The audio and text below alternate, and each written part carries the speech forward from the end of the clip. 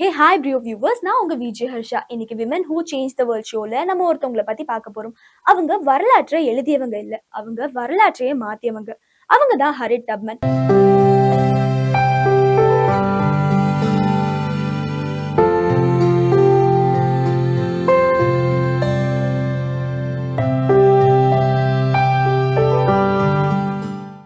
இவங்க அமெரிக்கால பிறக்குறாங்க.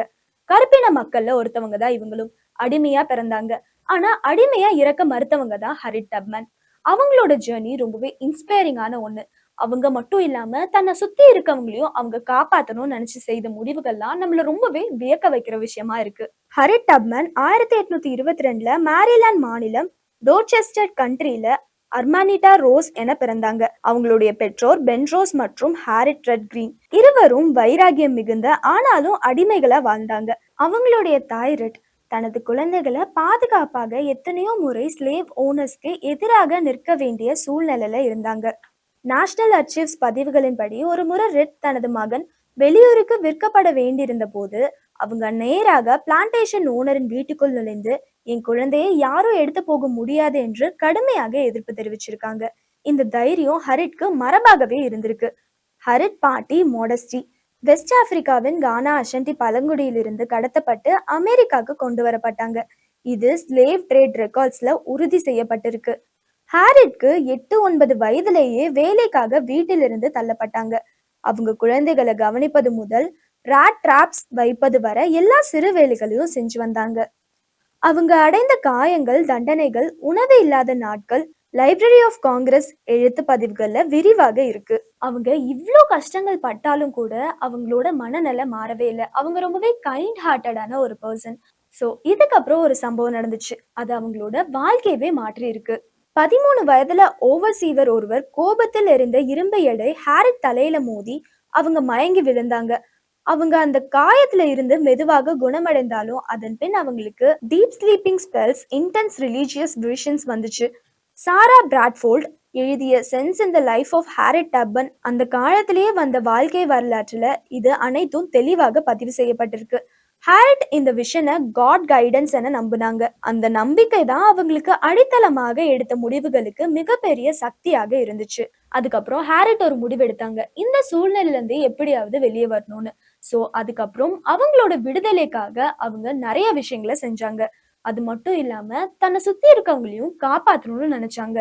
1849 ஹாரிட்டின் உரிமையாளர்கள் அவங்களையும் அவங்களோட குடும்பத்தினரையும் விற்க போனாங்க என்ற தகவல் வந்ததும் அது ஹாரிட்க்கு அச்சமும் கோபமும் தைரியத்தையும் கலந்த ஒரு தருணமா இருந்துச்சு. அவங்க நார்த் ஸ்டாரை வழிகாட்டியாக வைத்து வடக்க நடந்தாங்க. மேரிலாண்ட்ல இருந்து டெலாவேர், அங்க இருந்து பென்சில்வேனியா. இதுல பல abolitionist, Quaker families, free black communities உதவி செஞ்சாங்க. பென்சில்வேனியாவை அடைந்த போது அவங்களுடைய உணர்வு I felt like I was in heaven. இந்த வாக்கியம் டப்மன் நரேட்டிவ் கலெக்ஷன்ல பதிவாக இருக்கு. ஆனா அவங்க தனக்கு மட்டும் சுதந்திரம் கிடைச்சதுல சந்தோஷப்படல. அவங்க ஒரே ஒரு முடிவு எடுத்தாங்க, நான் திரும்ப சென்று என்னோட மக்களையும் கூட்டி வர வேண்டும்னு. இதுதான் அவங்களோட வாழ்க்கையோட டேர்னிங் பாயிண்ட். ஹாரிட் டப்மன் மட்டும் தப்பிச்சவங்க இல்ல, தப்பிக்கிறதுக்கு வழிகாட்டினவங்க. ஹாரிட் 13 முறை அவங்க கஷ்டப்பட்ட அந்த சூழ்நிலைக்கே சென்றாங்க. அங்க இருந்து அடிமைகளா இருக்கவங்கள மறுபடியும் காப்பாத்த முயற்சி செஞ்சாங்க. இதனால 70க்கும் மேற்பட்டவங்களை காப்பாத்திருக்காங்க.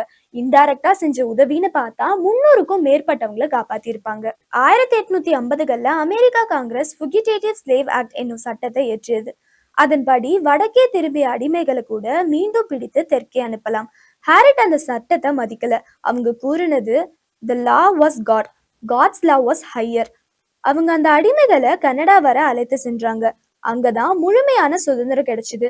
அவங்களோட தைரியம் அவங்கள ஒரு வீராங்கனையாகவும் ஒரு எதிர்ப்பின் சின்னமாகவும் மாற்றி இருக்கு. 1861 அமெரிக்காவின் சிவில் வார் தொடங்கியது. ஹாரிட் டப்மன் சுதந்திர போர்ல நேரடியாக இணைஞ்சாங்க. அவங்க நர்ஸ், குக், ஸ்பை, ஸ்கவுட் அனைத்தாக பணியாற்றினாங்க. யூனியன் படைகளுக்கும் தகவல் சேகரிச்சாங்க. அவங்க வழிநடத்திய கம்பாஹி ரிவர் ரைட் 1863 நடந்துச்சு. அமெரிக்கா வரலாற்றுல பெண்கள் வழிநடத்திய மிக சிறந்த ராணுவ நடவடிக்கைகள்ல ஒன்று.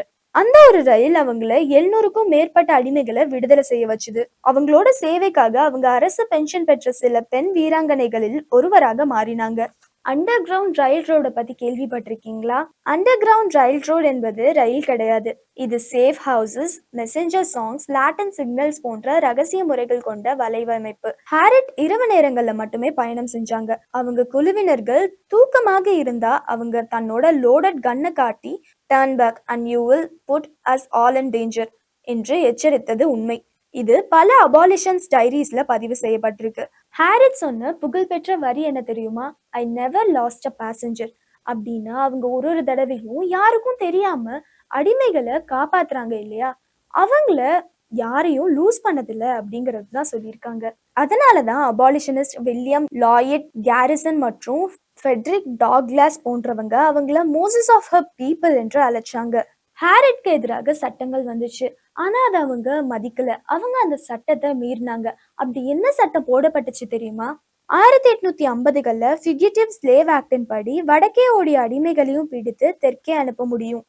மேலும் அடிமைகளுக்கு உதவி செய்தவங்க கூட கைது செய்யப்படலாம்.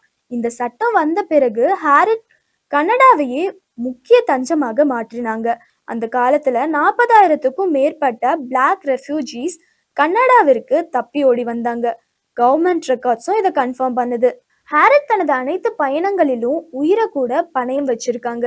ஹாரிட் வழிநடத்திய உண்மை ரேட், அந்த ஒரே இரவுல 750 அடிமைகளை விடுதலை செஞ்சாங்க.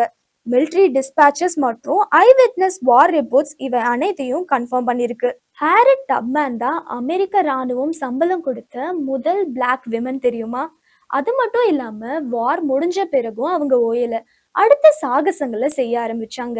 ஹாரிட் நியூயார்க்ல குடியேறினாங்க. அவங்க home for aged and indigent coloured people என்ற முதியோர் இல்லம் நிறுவினாங்க. இந்த இல்லத்திற்கு தன் சொந்த சொத்துக்களை தானமாக வழங்கினாங்க. அவங்க பெண்கள் வாக்குரிமைக்காக போராடினாங்க. 1896ல வாஷிங்டன் விமென்ஸ் சஃப்ரேஜ் கன்வென்ஷனில் பேசியது கூட பதிவாக உள்ளது. அவங்க இறந்த தேதி மார்ச் 10, 1913, வயது 91. அவங்க கடைசி வார்த்தைகள் என்ன தெரியுமா? I go to prepare a place for you. இவ்வளோ பெரிய லெஜெண்டரியான விமன் இவங்க. இவங்களோட பேர்ல அமெரிக்கால நிறைய பள்ளிகள், அருங்காட்சியகங்கள் போன்ற சில விஷயங்களும் இருக்கு. இது எல்லாமே ஹாரிட் டப்மேனை கௌரவப்படுத்துற விதமா, மரியாதை கொடுக்கற விதமா செஞ்சிருக்காங்க. யூஎஸ் ட்ரெஷரி டிபார்ட்மெண்ட் அவங்க படத்தை $20 நாணயத்துல இட முடிவு செஞ்சிருந்தாங்க. இது ஸ்லேவ் ஓனர் இருந்த ஆண்ட்ரூ ஜாக்சனுக்கு பதிலாக ஒரு விடுதலை போராளி வரும் வரலாற்று மாற்றம். ஸ்மித்சோனியன் பதிவுகளின்படி ஹாரிட் 1800கள்ல பிளாக் விமன் லீடர்ஷிப்க்கு அடித்தளம் போட்டவங்க. அவங்களோட வார்த்தைகள் கூட இன்று சக்தியாக இருக்கு. Every great dream begins with a dreamer. நான் முதலே சொன்ன மாதிரி அவங்க ஒரு அடிமை இனத்துல பிறந்த பெண். ஆனா அடிமையாக இருக்க மறுத்தாங்க. அவங்களோட வாழ்க்கையை மாற்றினாங்க. அது மட்டும் இல்லாம மற்றவர்களோட வாழ்க்கைக்காகவும் போராடினாங்க. இவங்களை பத்தி நீங்க என்ன நினைக்கிறீங்க? இதே மாதிரி ஒரு சுவாரஸ்யமான நிகழ்ச்சியோட நான் உங்களை வந்து சந்திக்கிறேன்.